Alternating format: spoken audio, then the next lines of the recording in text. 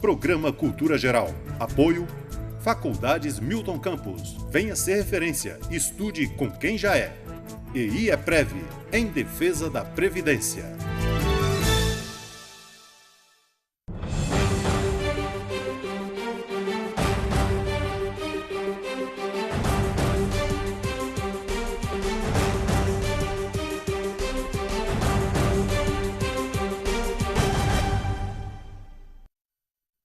Muito boa tarde, Nova Lima, começando agora mais um programa Cultura Geral, né?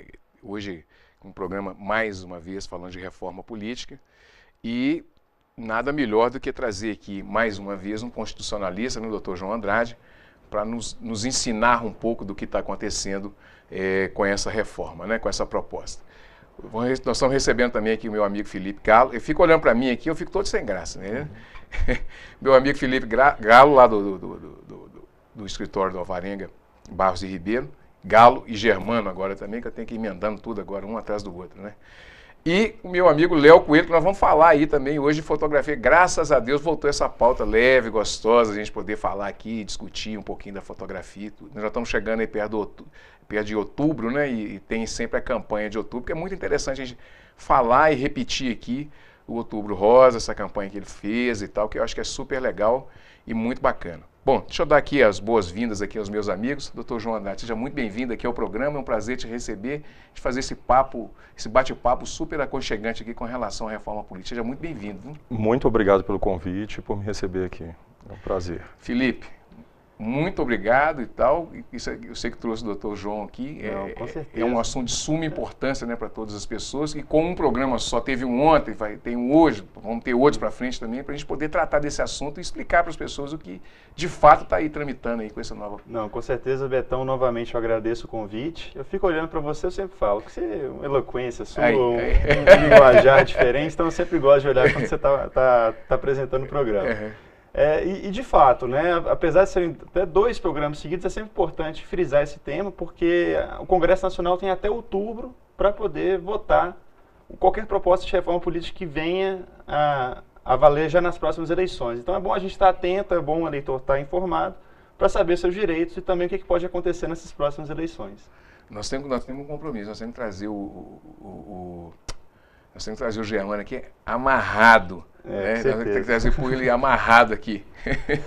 Ô Léo, seja bem-vindo aí mais uma vez, né? A gente teve alguns desencontros aí. Um dia que teve o programa, você veio, não teve, você veio e tal. Pois é, a confusão de agenda, né? Mas bom demais estar de volta, Betão. É sempre um prazer estar aqui. Um assunto tão interessante hoje, como a reforma política, e poder dar aquela quebrada com a fotografia que a gente está sempre conversando. E tem novidade de Outubro Rosa por vir.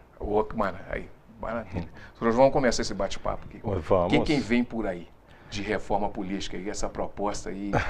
Que todo mundo, quando eu falo em reforma, eu sempre penso o seguinte: se for para reformar, é uma complicadora a mais, né? A pessoa vai reformar. Se for para construir, você gasta menos, né? Para reformar, você sempre gasta mais, né?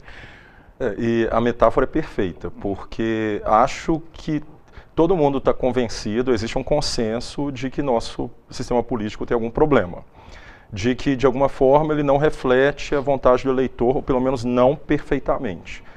Só que ninguém sabe exatamente o que tem que ser mexido para consertar o problema, em vez de criar novos problemas. O que nós temos no momento é uma proposta de emenda à Constituição, que começou a ser votada na Câmara. Ela já veio do Senado, ela já foi votada no Senado, está na Câmara no momento, já teve a primeira votação, e agora é possível que a votação seja hoje, o final da votação seja hoje, ou na semana que vem. Isso ainda está em aberto.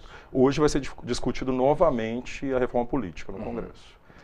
Felipe, quais são os principais pontos assim? Por enquanto, né, o que já foi até discutido no programa, a gente teria uma primeira alteração principal que seria com o sistema eleitoral como um todo, né? A gente está discutindo ainda essa tal do distritão, que ainda não foi tão bem explicado para o eleitor, que a gente ainda está desenvolvendo. Fica todo mundo falando, né? Com certeza. Aquela coisa, né, Betão? A gente, igual o João mesmo já havia adiantado, a gente tenta procurar o problema, tenta entender o que está de errado, mas a gente não sabe, mas ao mesmo tempo, como a gente tem que dar uma resposta à população, de certa forma a gente tem que mudar. Então, às vezes uma mudança por mudança não vai adiantar nada. Sim. E aí, hoje a gente tem essa discussão do sistema eleitoral, né, que é a proposta do distritão, e talvez um por vir de um distrital misto. Mas o que já está um pouco mais avançado, pelo menos, que foi inclusive essa votação no primeiro turno, são 2 pontos principais. A inclusão de uma cláusula de barreira e também uma inclusão de um sistema de federação. E aí, é uma coisa assim, até para a gente poder entender um pouco mais o que é isso, eu até pergunto para o João se a gente puder começar o nosso bate-papo mesmo. Esse papo. Se pudesse explicar, até principalmente por ser professor, o que seria o sistema atual das coligações, né? O que está por vir, né? O que vai mudar também? Obrigado pela pergunta. Realmente esse ponto é o ponto do momento, porque a PEC provavelmente é a primeira que tem chances de ser aprovada na reforma, é a que vai tratar justamente do fim das coligações partidárias. E ela não só acaba com as coligações partidárias, mas coloca no lugar esse sistema que é o da federação de partidos. Qual que é a diferença? Hoje, na coligação partidária, essas coligações são temporárias. Então, 2 ou mais partidos se unem para disputar as eleições. Lançam candidatos em conjunto, registram esses candidatos em conjunto e formam a lista de votação em conjunto. Então, inclusive, a ordem da votação é a ordem da coligação e não dos partidos isolados. Aí nós já temos um primeiro problema no sistema atual, porque o eleitor no sistema proporcional vota ou no candidato ou no partido. Ele não vota na coligação. Então, corre o risco de no final ele ter votado no candidato de um partido X ou no partido X e esse partido ou esse candidato nem aparecer na lista final da coligação. Ah, sim. Então, o que eles querem... E outra coisa, a coligação tem data certa de início, ela começa lá nas convenções partidárias, já para as eleições, e termina no dia das eleições. Então, é uma figura estritamente eleitoral, ela existe ali para as eleições. No governo, é cada um por si, e aí os acordos se fazem do jeito que nós sabemos que eles são feitos. Na federação de partidos, não. Essa federação ela seria duradoura. Ela não seria só para as eleições, mas duraria durante todo o período daquele mandato. Então, na verdade, é de convenções partidárias até as próximas convenções partidárias. Então, 4 anos. E os partidos que compõem essa federação, eles responderiam de todas as formas como se fosse um partido único. Não só nas eleições, não só lançando candidatos em conjunto, mas também recebendo dinheiro do fundo partidário, como se fosse um único partido, e tempo de rádio e televisão, que a gente chama no direito eleitoral de direito de antena, também receberiam como se fosse um único partido. E aí haveria regras internas de distribuição, mas o importante é que ele se apresentaria durante todo esse período, os 4 anos da legislatura, como se fosse um partido único. Então essa é a maior diferença em relação ao sistema atual, que as coligações se desfazem já na data das eleições.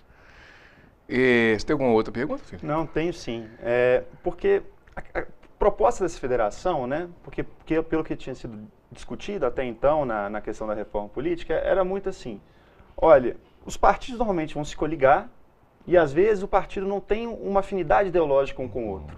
Então era muito comum em processos eleitorais, ainda somente num Brasil tão vasto como o nosso, às vezes um partido que é centro-esquerda, às vezes se alinha com um partido que é extrema-direita.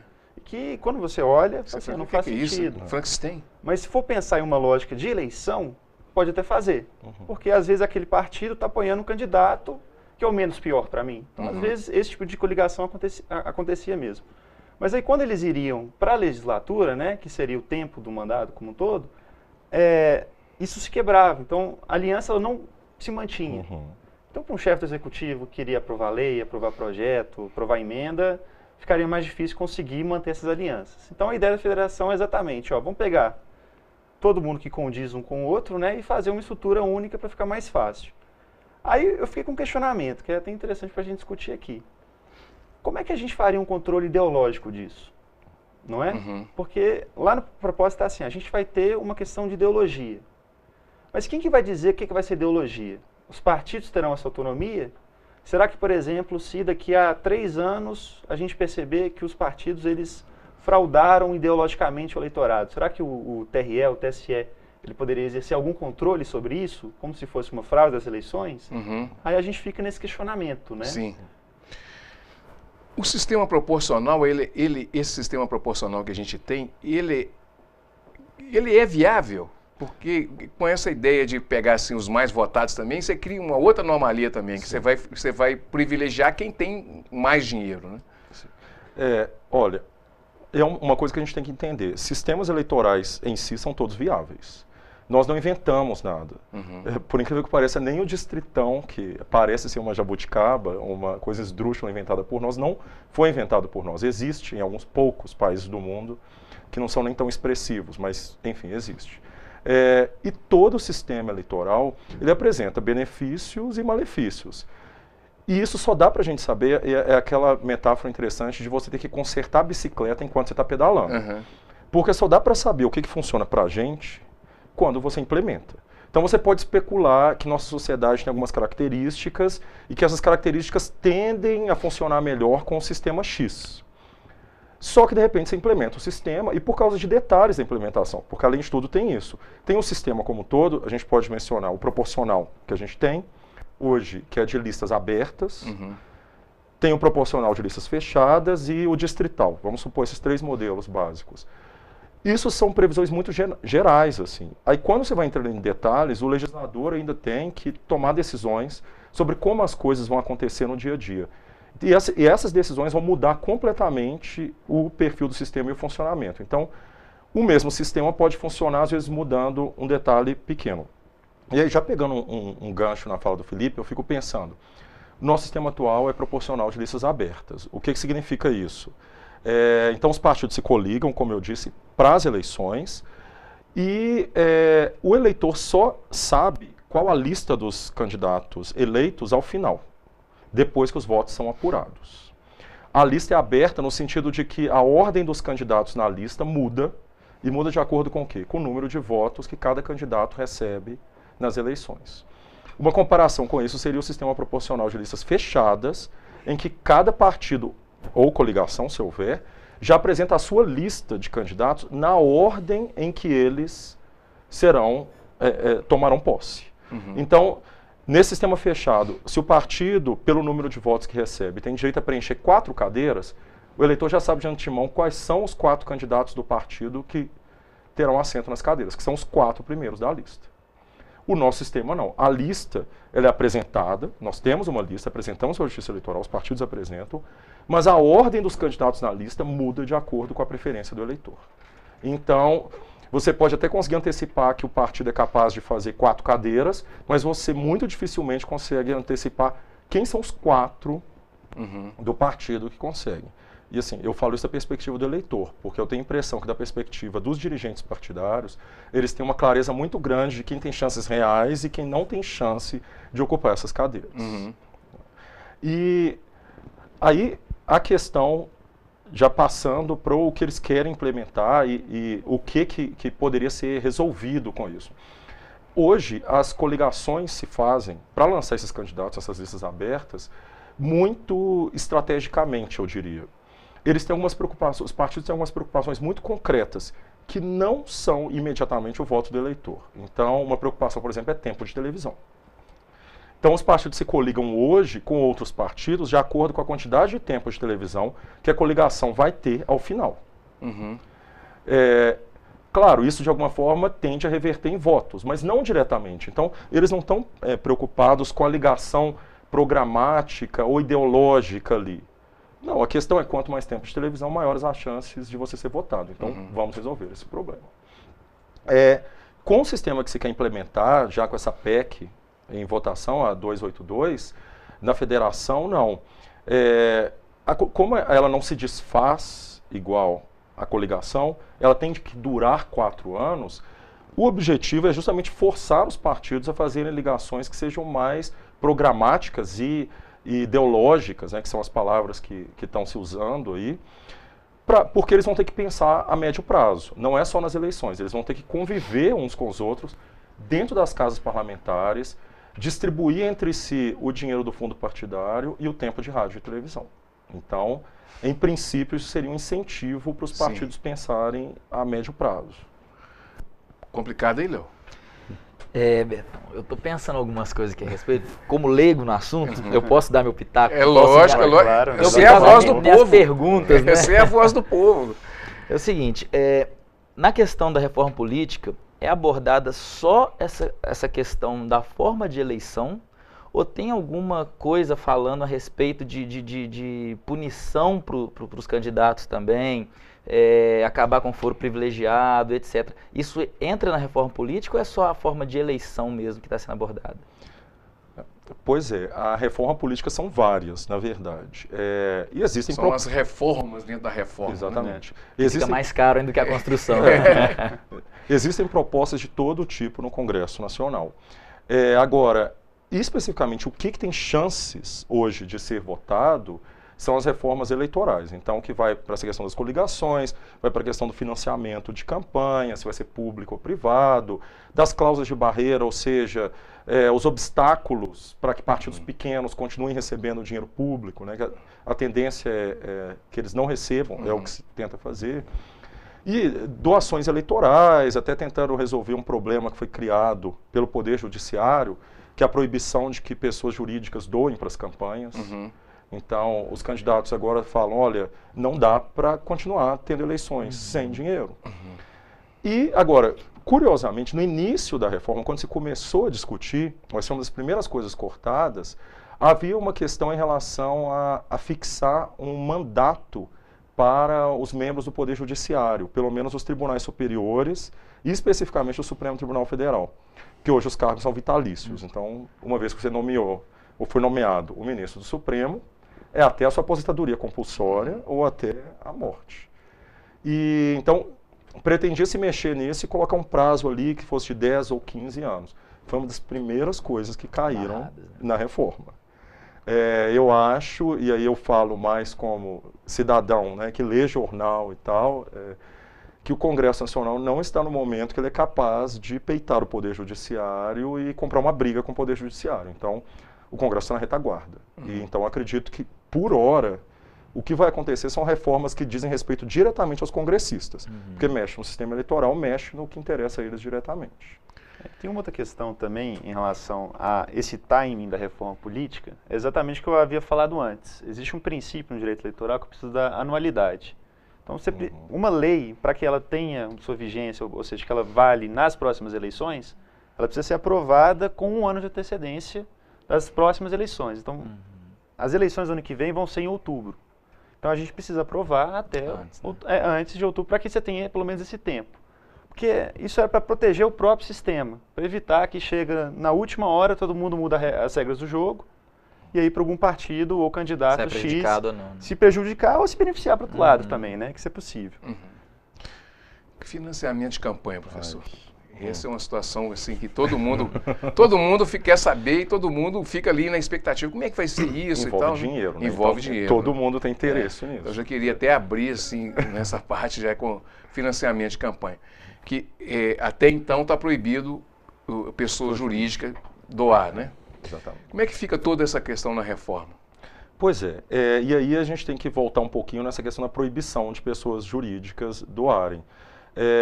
Nossa Constituição é de 88. Nossas leis eleitorais são da década de 90. E desde 88, desde a década de 90, com as leis que a gente tem hoje, pessoas jurídicas doavam para campanhas e ninguém via nada de errado nisso. Até que muito recentemente, em 2015, o Supremo Tribunal Federal fala assim, não, é inconstitucional que pessoas jurídicas doem para a campanha, porque elas não votam, elas não são cidadãos. Então elas não podem influenciar o resultado das eleições da mesma forma que o cidadão. Seria, de alguma forma, para o Supremo, como se burlasse a vontade do eleitor, né? O poder de influência de uma empresa que tem milhões para doar é significativamente maior do que o meu voto, ou o seu, ou de qualquer um de nós. Então o Supremo fechou a torneira. Não pode, pessoa jurídica não pode doar. O problema é que o nosso sistema de financiamento de campanhas é misto, pelo que está previsto na lei. Então, sempre se conviveu com dinheiro público, que é o quê? O fundo partidário, juntamente com as doações privadas. No Brasil, as doações de pessoas físicas não respondem por um número expressivo da arrecadação das campanhas. Então, a gente não consegue que cidadãos doem diretamente para as campanhas eleitorais uma quantidade que seja capaz de financiar essas campanhas. Quem fazia isso na iniciativa privada eram as empresas. E o objetivo foi justamente tirá-las do jogo. Então o Supremo declarou que era inconstitucional e com isso caíram lá os artigos das leis que permitiam isso. Só que não se colocou nada no lugar. Então, e é uma situação complicada porque aí a ciência política já tinha um cálculo de quanto custava um voto, por exemplo, para presidente da República no Brasil. Não tem segredo, eleições são dinheiro. Nós somos um país capitalista, elas têm custos que vão desde uma câmera para fazer um vídeo, maquiagem, ao marqueteiro, a viagens de campanha, material de campanha. Isso custa dinheiro. Esse dinheiro tem que vir de algum lugar. Até porque é direito do eleitor se informar sobre os candidatos, para decidir em quem vai votar. Então, essa informação tem que chegar no eleitor e exige-se dinheiro para isso. Então, a gente está nesse impasse no momento, que cortou a principal fonte de arrecadação para as campanhas, porque o fundo partidário hoje, segundo os partidos, não seria suficiente para fazer campanhas num país e em estados tão grandes como Brasil e Minas Gerais, por exemplo, e não se colocou nada no lugar. Então, a proposta atual da PEC 77 é criar um financiamento público de campanhas. Então, seria dinheiro dos impostos que ia direto para financiar as campanhas eleitorais. Então, mantém-se, até onde eu sei, mantém-se o fundo partidário, que inclusive financia o partido fora das campanhas, das eleições, financia o tempo todo, e cria-se esse fundo democrático, que é o nome que eles deram, para financiar as campanhas. Só que a opinião pública gritou contra isso. Aí é aquela ideia de que no momento o Congresso não está exatamente nas graças do povo. E a ideia da gente ter que, de alguma forma, pagar mais impostos ou tirar dinheiro de outras áreas diante de uma crise econômica para colocar em campanhas não é exatamente uma ideia muito atraente. Então, essa proposta está parada e ainda não se conseguiu chegar a um consenso sobre o que fazer em relação a isso. Então, a gente não tem como dizer que isso vai passar ou não. Tem uma contraproposta mas aí depende de combinar com os russos, que no caso são os ministros do Supremo Tribunal Federal, de voltar com o financiamento privado com alguns limites. Mas aí, nesse caso, tem que conversar antes, porque não adianta nada aprovar num dia e o Supremo derrubar de novo no outro. Isso causa alguma insegurança, Felipe, assim, para quem... Ontem nós tivemos aqui o Fabrício, que foi presidente do PSDB, por exemplo, muito tempo, né? Sim, sim. E é óbvio que os presidentes de partido, isso tudo causa insegurança. Como é que você enxerga tudo isso, assim? São dois fatores, assim. Primeiro, em relação ao financiamento, é uma questão muito delicada. A gente está em um momento de efervescência da Lava Jato, a gente saiu recentemente do processo do Mensalão também, que são processos que colocaram, de certa forma, as eleições como se fosse um cerne de uma entrada de um jogo ilícito, né, de uma troca ilícita de favores, que prejudicou muito a forma como que a gente vê a política em geral. E aí todo o processo que a gente, de certa forma, tem em relação a entender de uma forma mais sistemática o que seria a política, a gente tende a rejeitar em um primeiro momento. Então, o que acontece? Nesse caso do financiamento, tinha muita pressão popular, tinha muita pressão de outros grupos da sociedade, pressão, inclusive, de grupos juristas que pensaram em teses de como é que a gente poderia entender inconstitucional a questão do financiamento das campanhas e acabou passando. Eu entendo que isso chega a ser quase como se fosse uma falta de um cálculo exato de como é que a gente pode resolver esse problema. Porque parece que o problema é o dinheiro, então vamos tirar o dinheiro. Mas calma aí, a gente precisa do dinheiro, a gente volta ou não? E aí causa exatamente segurança. A Constituição não mudou. A lei eleitoral, ela passou por algumas pequenas reformas em termos de financiamento, mas ela também não foi modificada. E aí a gente entra exatamente nesse ponto. Alguns ministros do Supremo Tribunal Federal já declararam, salvo engano, acho que o Fux já declarou, não sei se o Barroso também já fez tipo de declaração, pensando assim, nossa, será que é mesmo inconstitucional? Como se fosse assim, a lei não mudou, mas voltando atrás pela inconstitucionalidade, uma lei que já foi declarada inconstitucional. Isso de fato gera insegurança. E o que insegurança jurídica ela pode levar? Primeiro, a gente, por muito tempo, a gente teve algumas eleições que eram muito fraudadas. E não era uma fraude superficial, subjetiva, mas era fraude na força mesmo. A gente é um país de uma história do coronelismo, né? A gente é um país que viveu várias crises políticas enormes. E quanto mais insegurança jurídica a gente coloca no momento da eleição, maior a possibilidade dessa insegurança social nas eleições que ocorra de novo. E aí a gente pode acabar levando também um número cada vez maior de processos para a justiça eleitoral. Sim. Que é a judicialização da justiça eleitoral, não só a judicialização da política, né, que é um outro tema também bem interessante, mas de judicializar tudo. Saiu recentemente, até interessante a gente falar desse assunto, saiu até recentemente o CNJ em números. Que o CNJ, né, Conselho Nacional de Justiça, ele elabora um anuário que todos os números da Justiça. E hoje, os processos eleitorais, eles representam cerca de 1% de todos os processos no Brasil inteiro. Se for parar para pensar assim, com tantas matérias do direito, com tantos ramos de especialização, direito consumidor, porrada de ação, civil, penal. Direito civil, penal, trabalhista, e as eleições que duram ali 2 meses a cada 2 anos, isso representa 1% dos processos, isso é muita coisa. Além do custo do próprio Estado, e são vários fatores que a gente começa a ficar com o pé atrás mesmo. Então a gente, assim, é aquela questão, né? A gente precisa de uma reforma política? Eu acredito que sim. Durante toda a minha graduação na faculdade, na minha vida profissional também, sempre estive engajado em procurar em movimentos que acreditassem em reformas diferentes. Só que ao mesmo tempo a gente não pode fazer isso faltando 2 meses para aprovar uma eleição. A gente precisa discutir e saber melhor. Somente em um momento político nosso que está tão inseguro, né? Pode ficar à vontade. Posso fazer só um comentário? Claro. Pegando o gancho. O problema em si não era o financiamento por pessoas jurídicas, por empresas, assim. Porque isso poderia ter sido resolvido simplesmente colocando um limite nominal para essas doações às pessoas jurídicas, para que elas não impactassem tanto as eleições.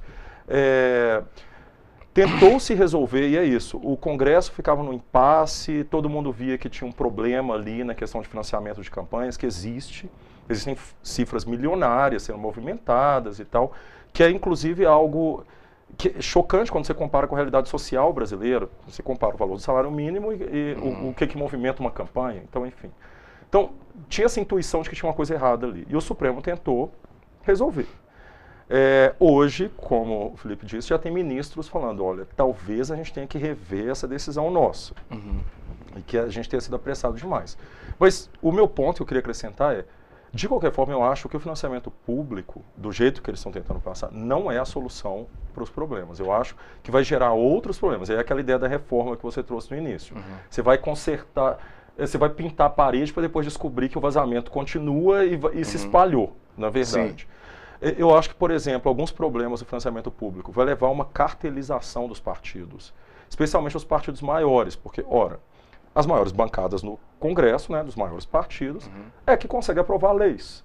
E são as leis que vão ditar como serão distribuídos esses recursos públicos. Então, na prática, você vai ter um grupo de partidos ali, que todo mundo sabe quais são, que vão ditar como será distribuído o dinheiro público. E é óbvio que eles serão beneficiados, ou proporcionalmente receberão mais do que os demais partidos. E tem outra questão ainda. A gente tem que pensar qual que é o papel do partido para a nossa sociedade, porque os partidos não integram o Estado, eles não são parte do Estado brasileiro, mas você vai colocá-los totalmente submissos ao Estado. Então, não seria papel do partido justamente ter uma certa liberdade em relação ao Estado para criticar o governo, criticar o Estado e tal? E quando você coloca ele totalmente dependente de dinheiro público, eu acho que tem um problema aí já na autonomia dele. Existe um vício aí, né? Existe um vício. Complicado, Léo, assim, do jeito que você está vendo, assim, que você é a voz, você é o representante daquela pessoa que está lá na sala, né? Quase descabelando, né? É complicado, né? E pelo que eu estou vendo, é um assunto que ele vai e volta em torno de um mesmo problema. Ele sempre está girando. Porque, na verdade, como que acontece em países mais desenvolvidos? Tem esse problema com o processo eleitoral também? Ou é uma coisa nossa, é a nossa jabuticaba aqui, esse problema todo de eleição, de como ocorre? Porque eu não vejo em países mais desenvolvidos ter esse problema todo, porque tem uma consciência social muito maior, não? Quase morre, né? Pois é, a gente tem aí só que no tempo da minha vida, eu posso dizer, 2 eleições para presidente dos Estados Unidos em que você teve questões graves de contagem de votos, né, questionadas, e que a Suprema Corte americana teve que intervir. Além disso, é interessante que a própria Suprema Corte americana também se manifestou recentemente, assim, um pouco antes da nossa, sobre a questão da doação das pessoas jurídicas lá. Se empresas podiam ou não doar. E lá eles decidiram o contrário do nosso Supremo, falando que podia e que não tinha problema. que era o liberalismo. Não, e que não só que podia, mas é porque lá também tem um limite, né? Uhum. E fala assim, que esse limite era inconstitucional. Exatamente. Então derrubou o limite. Derrubou o limite. Porque aqui, hoje, pelo menos ainda, até qualquer outra reforma, a gente tem um limite, na verdade a gente tinha, antes do julgamento supremo, né, um limite percentual, que era 10% para a pessoa física do rendimento do ano anterior e 2% da receita bruta para a pessoa jurídica do ano anterior às eleições também. E aí, nos Estados Unidos também existia um limite deles, que eles entenderam que isso seria inconstitucional. A liberdade para você poder doar. Uhum. Então, e assim, e aí é um problema. Voltando, eu já tinha antecipado isso, que eu acho que bastava a gente criar um limite nominal. E eu não expliquei o que é o limite nominal. Porque o limite que a gente tinha antes, ele era percentual. E isso gerava um outro problema. Quer dizer que empresas que tinham arrecadado muito, que tinham lucrado muito no ano anterior às eleições, podiam doar os mesmos 2% que a microempresa. Só que os 2% dessa empresa imensa seria alguns milhões de reais. E os 2% da microempresa seria aqueles 200, 300 reais ali. É o micro mesmo, né? É o micro, exatamente. E o macro. Então, uma solução para isso seria criar um limite nominal. Em vez de criar um percentual, você falar, olha, pessoas jurídicas podem doar no máximo, supondo, 30 salários mínimos. Por exemplo, por cargo. E aí é um número que eu inventei agora, mas pode-se discutir qual é esse limite, mas teria que ser o mesmo para todo mundo. Mas ainda terminando a questão das eleições em outros países, a gente também tem que só levar em consideração uma coisa.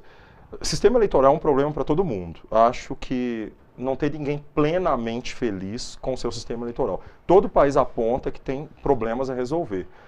Agora, quando a gente compara normalmente com os Estados Unidos e com a Europa, na Europa tem uma grande diferença que os países são parlamentaristas. Então, os problemas são outros, as questões são outras, isso muda muita coisa do jogo, não é só superficial. Então, é até um pouco difícil comparar essa questão com a Europa, porque muitas das coisas que aqui se resolve no processo eleitoral, lá é resolvido pelos partidos em questões partidárias mesmo, como entidades da sociedade civil. E todo mundo respeita aquilo. Então existe uma diferença aí que não permite uma comparação exata. Muito direta, assim. Mas eu diria que eleições são um problema para qualquer país democrático. Não tem ninguém plenamente feliz. Ninguém satisfeito. Não. A questão talvez seja o grau de insatisfação. O nosso é bem grande e acho que justificadamente, em vários pontos. Na conversa que nós tivemos com o Ciro aqui, ele fala eu me recordei agora, ele fala o seguinte, que nós temos uma democracia muito pequena, então a gente tem um exercício do voto muito curto, né? Então nós temos aí quase 30 anos de processo democrático. Então a gente ainda está aprendendo a votar. Isso tudo ainda é reflexo disso ainda, professor? Em grande parte, sim. E não já virou um argumento assim comum, quase um clichê, perguntar em quem você votou para vereador ou deputado federal na última eleição. A absoluta maioria das pessoas não sabe, não faz ideia, na verdade.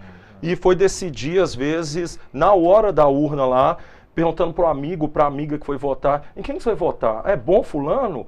Por que ele é bom? Porque tal... então tá, vou votar nele também. Então, não é exatamente o que se espera, né? A gente espera que o eleitor reflita, pense, não, olha, em que isso vai ser bom para mim, em que vai ser bom para minha família, para os meus interesses, para o tipo de país que eu quero. Mas, ao mesmo tempo, eu tenho muito cuidado para não cair na armadilha oposta. De falar assim, então, portanto, o povo brasileiro, a democracia não foi feita para o povo brasileiro. Porque o povo... Não concordo. A gente tem um regime democrático e tem razão para ter, porque é o único que é legítimo. É aquela coisa, por que você vai aceitar uma pessoa dando ordens a você, se você, de alguma forma, não pôde participar da escolha dessa pessoa para dizer quem que daria as ordens, né? Que é o que nos separa de uma tirania qualquer e tal. E somos uma democracia e é o povo que tem que escolher. Se as escolhas são más, boas ou não, é muito relativo, parte da perspectiva também, né? Porque também tem o outro lado que tende a falar, nosso povo não sabe votar e, portanto, não tem jeito a gente ser uma democracia e teria que ter uma ditadura para consertar isso. Discordo imensamente. Nós temos problemas porque o voto é novo, não temos ainda consciência democrática, falta educação em direitos políticos na escola, o povo não entende o funcionamento das nossas instituições públicas. Mas, ainda assim, a melhor escolha é sempre dar a decisão para o povo. Vamos fazer um intervalinho? Vamos fazer um intervalinho, daqui a pouquinho a gente volta. Eu já vou voltar aqui para quebrar um pouquinho desse assunto, eu vou voltar com fotografia, tá? Não saia daí, hein? Daqui a pouquinho a gente está de volta com mais Cultura Geral.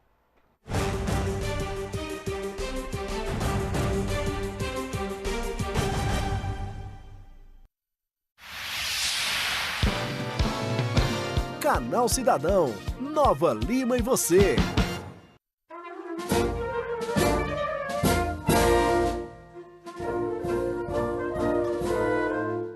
Em 7 de setembro de 1822, foi proclamada oficialmente a independência do Brasil. Para marcar a data, a Prefeitura de Nova Lima realiza o tradicional desfile cívico que já faz parte da tradição das famílias novalimenses.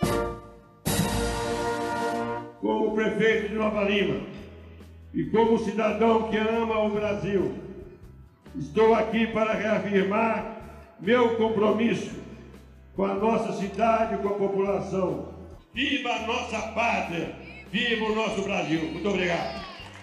A população acompanhou o desfile de perto e com mais conforto nas arquibancadas que foram montadas na praça. Neste ano, as instituições que participaram do desfile cívico foram Primeira Companhia Independente da Polícia Militar de Minas Gerais, Guarda Civil Municipal, Escolas Municipais, Projeto Escola em Tempo Integral, Escolas Estaduais, Escola de Formação Gerencial Metodologia Sebrae, Ultramig, Assessoria Especial de Políticas Públicas, Associação dos Bombeiros Civis, Associação Casa Rosal, Associação Cultural e Capoeira Artes das Gerais, Betel Anita Garibaldi, Filhas de Jó, Capítulo Demolei José Garibaldi, Lions Clube de Nova Lima, Papai Noel Mirim, ONG Amigos de Honório Bicalho e 13º Grupo Escoteiro Expedicionário Assunção. É muito bacana para mim e para todos os meus irmãos escoteiros estarmos participando do desfile de 7 de setembro. A gente está muito animado e a gente consegue também mostrar um pouco do movimento escoteiro para a nossa cidade de Nova Lima. Nós estamos aqui com os nossos alunos, nossos funcionários, mais uma vez cumprindo aqui o nosso dever cívico, né, de estar representando a escola no desfile de 7 de setembro de Nova Lima. Fala, cidadão! O desfile foi muito bom, foi muito bem organizado, as escolas empenharam muito bem, foi um evento cultural muito bom para Nova Lima. A importância de voltar a ter o desfile é para nós, cidadãos, podermos mostrar, né, o nosso patriotismo. O desfile contou com a participação de 19 pelotões, que percorreram as ruas Santa Cruz e Bias Fortes até a Praça Bernardino de Lima. Cerca de 2.000 pessoas prestigiaram o evento, embalado pelas músicas das corporações musicais Sagrado Coração de Jesus e União Operária. Saiba mais sobre as ações da Prefeitura em nosso site www.novalima.mg.gov.br, nas redes sociais Prefeitura de Nova Lima Oficial e no jornal A Cidade.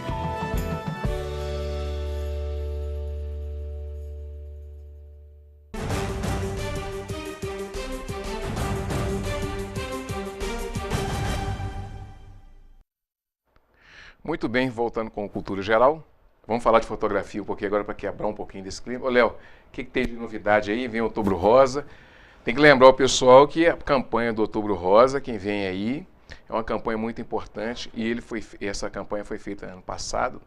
Coincidentemente, lá, as pessoas foram lá fotografar com o Léo e ele fez uma surpresa e acabou criando uma campanha aí de prevenção ao câncer de mama. Mas, Léo, e aí? Então, Betão, temos novidade que é até fazendo uma modificação do que a gente já tinha conversado aqui nos programas anteriores, né? Que a gente tentaria entrar em outubro já com material da campanha, mas eu mudei um pouco o formato. As fotos vão ser realizadas em outubro, durante o mês da campanha, para a gente estender essa campanha, para não ficar só no mês de outubro mesmo. Então a gente faz as fotos no mês de outubro e a gente até dezembro vai tentar moldar uma forma de divulgação e de exposição das fotos, do resultado dessa campanha em Nova Lima inteira, na cidade inteira, para ela ficar em evidência até o final do ano. É uma coisa que eu fiquei pensando que senão acaba outubro, acaba a campanha. E é uma coisa que não pode ter um início e um fim tão rápido por causa só de um mês, né? Pois é, e é uma campanha muito séria, né? Porque essa prevenção ao câncer de mama é uma coisa muito séria, né? Isso. E nós temos um compromisso também. Que é trazer uma pessoa aqui que fez a fotografia. Que fez a fotografia, exatamente, que fez a do ano passado, né? Isso. E a gente pode tentar fazer o seguinte, pegar uma do ano passado e trazer uma desse ano. Não, sem sombra de dúvida. Que a gente vai ter 2 depoimentos, 2 visões diferentes, em momentos diferentes, né? Uma que acabou de fazer o ensaio, uma que já fez há 1 ano e o que mudou na vida dela, né? Em relação à campanha, o assunto. Então é uma coisa interessante, sim. Ô, Léo, e como é que anda assim, o mundo da fotografia nesses tempos secos, né? A gente tá vivendo um tempo... Esse tempo seco é bom para fotografia, Léo? É ótimo, é uma delícia. Aí. Não que eu não fotografe na chuva também, né? Porque é muito bom, mas... A luminosidade ajuda? Essas tardes estão maravilhosas, né? Na hora que chega por volta de 5h30 da tarde, fazer as fotografias naquele pôr do sol, que a gente tem essa estrada linda aqui, né? Dá um efeito de luz muito lindo, é muito bacana. Mas a gente tem novidade, Betão, que é o seguinte, eu vou até trazer, para depois a gente passar, igual a gente passou da campanha do Outubro Rosa e tal, algumas fotografias que eu estou fazendo agora na área de culinária. Que talvez seja bem interessante também, agora como está muito na moda, né, tá uma coisa bem efervescente, que são as feirinhas, né? Que aqui na Nova Lima, por exemplo, a gente está tendo um volume alto de feirinhas e tal. São fotografias que valorizam o produto. Então, talvez dá uma movimentada no mercado aqui de Nova Lima, e eu tenho feito algumas coisas para cá, assim, para alguns feirantes, para alguns restaurantes. Então, vou trazer para a gente dar uma visualizada aqui no que pode ser bacana com o olhar, despertar aquela vontade de comer. Agora, deixa eu te perguntar uma coisa. Aquela pessoa que está ali, né, ela quer mexer com fotografia, o sonho dela é mexer com fotografia. É difícil, Léo? Não, iniciar no mundo da fotografia, seja como hobby ou como profissional? Sim. Betão, acho que tudo que a gente se dispõe a fazer e a gente coloca alma naquilo não é difícil, né? A gente vai ter dificuldade no processo, mas é muito fácil no sentido onde que, se você tiver vontade, correr atrás de um bom curso, de um equipamento razoável para você iniciar essa transição sua. Mas por hobby, hoje por celular, a gente consegue fazer fotografias maravilhosas. Ele tira muita foto de celular. Ele estava me falando aqui em off e tal, que já fez curso de fotografia também, já estava batendo um papinho aqui. Mas hoje a tecnologia permite a gente fazer muita coisa com nossos celulares. Os celulares... O futuro seria esse mesmo? Você pegar os celulares e ele já virou um monte de coisa. Está faltando só virar de fato uma máquina fotográfica, não? Eu creio que... A tendência é que os equipamentos profissionais de fotografia diminuam de tamanho e de peso, que é uma coisa que dificulta muitas vezes o tipo de ensaio e onde a gente tem que fazer esse tipo de ensaio. Mas eu acho que, assim, não que isso vai acabar e se tornar qualquer celular vai fazer um trabalho profissional, não. Eu acho que tem demanda para o uso doméstico e muito também do uso profissional com celular. Hoje a gente tem uma questão de violência muito grande no nosso país. Então sair com equipamentos, demonstrando que você está com aquele valor em equipamento na mochila, não vale a pena. Então com um celular bom, uma câmera compacta boa, você consegue fazer fotos, desenvolver um trabalho profissional, que seja para TV, rádio, jornal, com equipamentos muito pequenos, com custo muito baixo. Agora aqui, a pessoa, ela consegue tirar uma foto no celular e consegue trabalhar ela em estúdio, por exemplo? No seu estúdio, por exemplo, se eu tirasse uma foto no meu telefone, eu baixasse ela e mandasse para você conseguiria trabalhar ela, dar uma melhorada, né? Essa que é. Aí que dá. Dá uma melhorada, sim, mas fazer milagre nela, não. Então, digamos que se você fez uma foto, que é um pequeno ajuste de luz, de cor, alguma coisa assim, a gente consegue fazer sim. Agora, se for para projetos maiores, por exemplo, se for uma fotografia que vai ser veiculada numa revista ou vai ser utilizada com um fim comercial, publicitário, aí não. Aí teria que ter um formato diferente exatamente para ver essa edição na foto, até a melhoria de recorte, de luz, etc. Mas já existem celulares também que fotografam no formato RAW, que é o que a gente usa, né? Que dá toda a liberdade de edição para a gente. Se não me engano, um modelo da LG já fotografa nesse formato em RAW e tem as mesmas funções de uma câmera grande, reflex, profissional, e consegue fazer trabalhos magníficos, maravilhosos. Essa dá para trabalhar assim, em aberto? Em aberto, completamente. Inclusive, eu vi o trabalho de um fotógrafo que só fotografou com esse celular durante um mês, fazendo uma campanha para uma empresa, não lembro o nome, em São Paulo, e ele fez fotos noturnas e diurnas. E comparando com outras fotos dele, de equipamentos profissionais que ele tinha também, a qualidade da fotografia desse modelo de aparelho, desse celular, ficou até superior em alguns momentos. Ô, Léo, o que te dá mais prazer de fotografar? Prazer, sim. Você fala, pô, eu gosto de fotografar isso. Porque tem gente que gosta de fotografar natureza, outros gostam de moda. Por exemplo, o Juninho, amigo meu, ele adora moda. Moda, né? Moda. Agora, o que você gosta mais assim, de fotografar? E o que é mais gostoso assim, de se fazer? Tem gente que fala, casamento. Eu acho que assim, para todo fotógrafo quando começa, né, ele bica várias áreas da fotografia, né? Ele vai no evento social, na festinha de criança, no casamento. E eu fiz isso no início. Quando eu comecei a fotografar, eu tinha que descobrir qual que era a minha especialidade. Não só no que eu gostava, mas no que eu era bom. Porque não adianta a gente também gostar de uma coisa e descobrir que a gente não é bom naquilo, né? Então eu tive que... Isso vale para Daurilton, né? Ele gosta de futebol, mas não mas sabe jogar bola. Chutar. Inclusive perdeu um pênalti naquela aposta que a gente fez do Cruzeiro Atlético lá, né? Aí perdeu? Perdeu o pênalti lá. Mas então eu passei por várias áreas da fotografia de produto, né?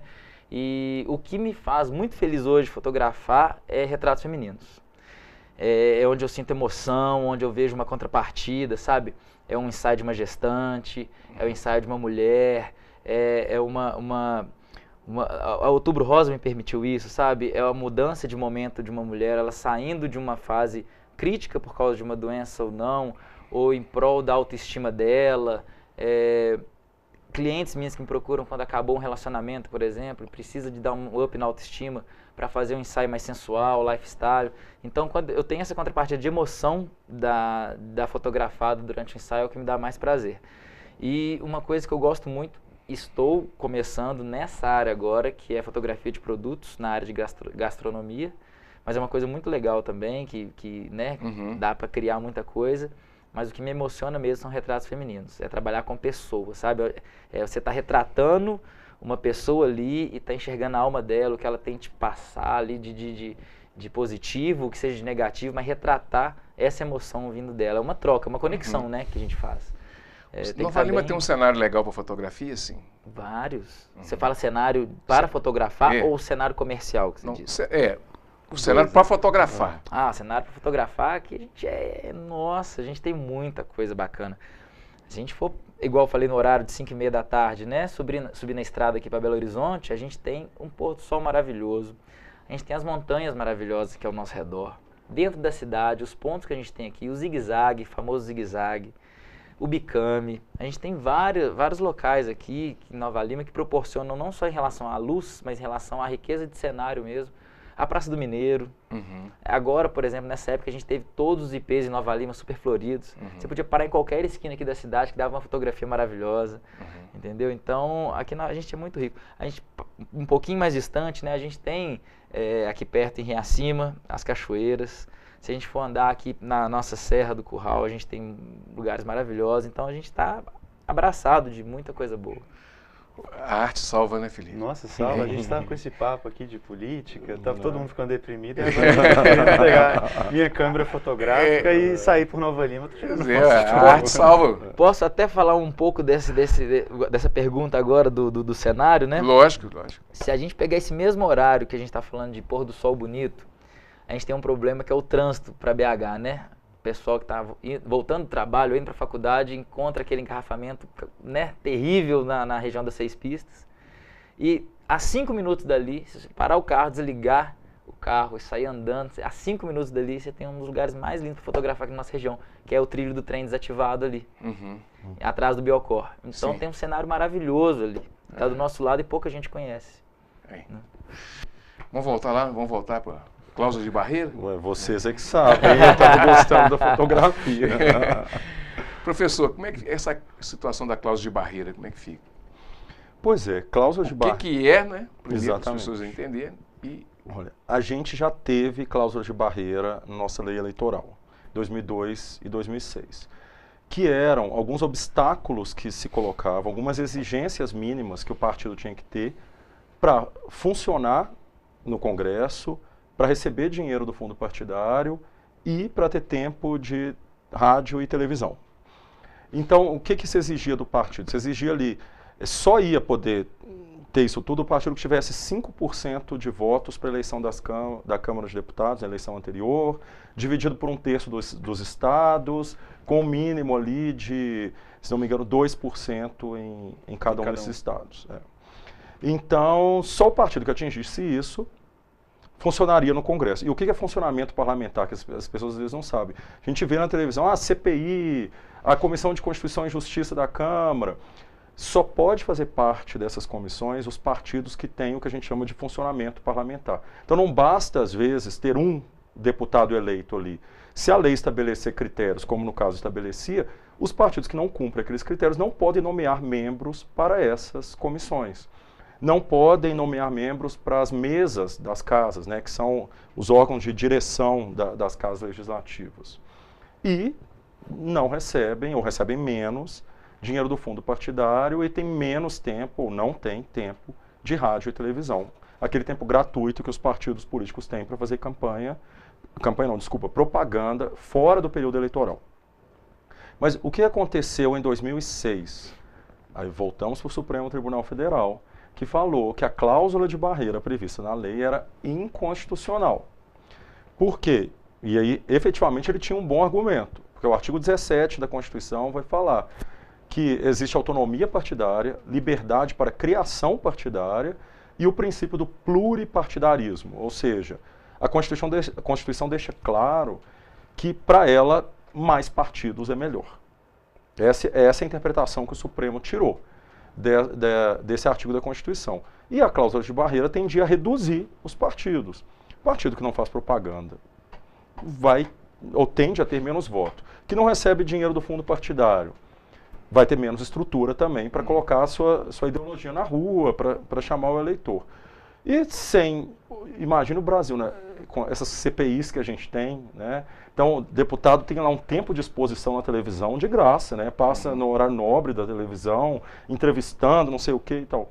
Esses partidos ficariam alijados disso. Então, a tendência é que eles desapareceriam. Como o Supremo falou que não pode ter esse tipo de cláusula de barreira, os partidos pequenos foram favorecidos nesse primeiro momento. Então, eles continuaram recebendo dinheiro, tal, mesmo sem ter esses requisitos. E agora, discute-se novamente em voltar com a cláusula de barreira. E a discussão está no seguinte pé. 5% era o último, era muito, vamos colocar 3%. Só que 3% é em 2030. Então vai ser uma cláusula de barreira que vai subindo com o passar do tempo. Vai começar com 1,5% dos votos, depois no outro período 2%, depois 2,5%, até chegar nos 3%. A questão é, será que o Supremo vai concordar com isso? O problema era os 5%? Ou a ideia em si da cláusula de barreira? Eu, entendendo, só de ouvir isso, você vê que, obviamente, que o Supremo, na minha opinião, né, ele vai dar varada. Né? Isso é uma coisa interessante, porque o projeto de lei que veio do Senado, né, o projeto de emenda constitucional, metade do argumento para essa nova proposta, exatamente, o Supremo decidiu isso, mas deixou em aberto. Mas deixou em aberto, por isso que a gente pode votar uma nova cláusula de barreira. Porque a questão que muito se preocupa ao mesmo tempo que a gente tem que incentivar o pluripartidarismo, né, que a gente tem que incentivar que várias esferas da sociedade sejam representadas no Congresso, nada mais legítimo que isso, né? Nada mais legítimo que a pessoa que pensa em A e a pessoa que pensa em Z tenham representantes, porque a democracia funciona disso, né? Mas, ao mesmo tempo, a gente tem que também pensar que um governo tem que funcionar. Um governo tem que ter uma gestão, tem que ser governável. Quanto mais pessoas você tem lá para poder discutir, argumentar e negociar, mas negociar não em termos ilícitos, né? Mas, esse projeto meu está um pouco mais para esse lado, vamos adequar um pouco aqui que eu aceito. Se a gente negociar, quanto mais gente a gente tem para negociar, mais difícil fica. Então a ideia é um pouco reduzir, e principalmente partidos políticos que não têm um cunho ideológico muito forte. E a preocupação do Supremo Tribunal em 2006, que foi esse julgamento, foi exatamente o seguinte: a gente não pode barrar que as minorias cheguem. Mas ao mesmo tempo a gente tem muito partido político que a gente não sabe ao certo qual que é a ideologia. E a gente tem essa dificuldade, né? Como é que a gente consegue, ao mesmo tempo, retirar esses partidos que são denominados, tem essa alcunha de partidos de aluguéis, e ao mesmo tempo balancear junto com com partidos que são programáticos. Porque a questão da democracia um dia eu sou maioria, mas um dia eu posso ser minoria também. Eu não posso querer também ferir um direito de uma minoria que eu posso virar minoria um dia. Não é? É um ciclo, né? É um ciclo. É um ciclo. Pergunta aqui para a gente encerrar o programa. A reeleição é um bom instituto, na sua opinião? Nossa, que pergunta difícil. Para acabar, né? Para acabar. Não podia deixar sem fazer uma pegadinha, né, Felipe? Olha, a reeleição trouxe uma vantagem, que eu acho que é um modo de o povo, e é nessa ideia de democracia, de que o povo tem que ter a última palavra, o modo do povo diretamente falar: gostei do seu governo, vou te dar uma chance de continuar, ou não gostei do seu governo. Então, esse é um aspecto positivo. O aspecto negativo é que nós temos uma cultura de uso do Estado, uso da coisa pública como se fosse privada. Você aumenta as chances disso acontecer com a reeleição. Porque o sujeito que está no poder, que está com a máquina na mão, que está com a caneta na mão, vai disputar a próxima eleição e é muito tentador. E não só tentador, porque eu, às vezes até falando do sujeito de boa fé, que está tentando respeitar as regras. Aí ele fala assim: gente, mas eu posso postar isso aqui na minha rede social? Quando eu estou postando isso, eu sou candidato ou eu sou prefeito? Então, a Justiça Eleitoral vai falar que eu estou fazendo uma coisa errada, porque nesse momento eu sou candidato, eu sou prefeito, tinha que ser... É muito difícil. E com a criação da reeleição foram criadas essas condutas, que a gente chama de condutas vedadas pela lei eleitoral, que a Justiça Eleitoral fica em cima e multa, e em último caso pode gerar sanções mais graves, como até a cassação do mandato. É uma situação muito difícil. O problema, a alternativa a isso seria, segundo o Congresso, aumentar o período de duração dos mandatos. Passar talvez para 5 anos. O que os cientistas políticos falam também não é uma solução. Então, olha, em princípio, a minha opinião pessoal apesar dos problemas da reeleição, eu não acho que ela é o fator que a gente tem que mudar neste momento. A gente pode conviver com ela, criando regras mais claras sobre o que os candidatos à reeleição podem ou não podem fazer. Para separar isso. Felipe.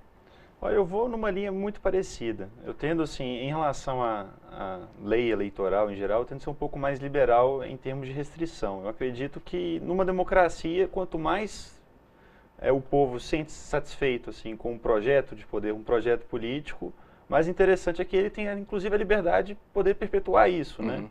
A gente tem alguns exemplos, é claro que não é o voto direto igual aqui, mas, por exemplo, na Alemanha, a Angela Merkel está lá quase 18 anos no poder. E ninguém questiona se aquilo ali é uma ditadura ou não, um autoritarismo ou não. Mas é claro que é um parlamento, são outros... É uma outra regra, uma outra regra, forma, né? Um outro jogo. Mas, ao mesmo tempo, a gente pensar assim, será que o problema é o tempo que a pessoa fica no poder ou a forma como ela fica nesse tempo, né? A qualidade daquilo. Não só a qualidade, mas essa questão do uso da máquina pública mesmo ou não. Mas é claro também que a gente não pode simplesmente importar regras da Europa, eleitorais, como se a gente vivesse na mesma realidade lá. Então é uma questão delicada, mas eu não acho que a reeleição vai mudar ou não o panorama político geral. Eu acredito que isso é um aspecto minoritário de qualquer tema de reforma política que a gente deve tratar outros assuntos com mais urgência e relevância, que são sistemas eleitorais e financiamento de campanha. A voz do povo. Não me pergunte sobre isso. Vou dar minha opinião aqui, que eu sou a favor da reeleição, sim. Eu acho que quando um projeto de governo está dando certo, ele tem que ter continuidade. Não tem por que ser interrompido se é uma decisão do povo que continue, né? Mas eu acho que tem que ser feitas adaptações necessárias, igual vocês falaram. Né? Mas eu acho que não é o grande vilão de nada. Muito bem, chegamos ao final aí do programa Cultura Geral, passa rapidinho, a gente se bate o papo, vai, se nos assusta, acabou, não deu nem tempo de tomar água direito, né? Amanhã estaremos de volta com mais Cultura Geral, amanhã nós vamos falar de Previdência, vamos falar de um monte de coisa aqui, tá certo? Não perca aí mais um Cultura Geral amanhã. Um abraço e até amanhã, se Deus quiser.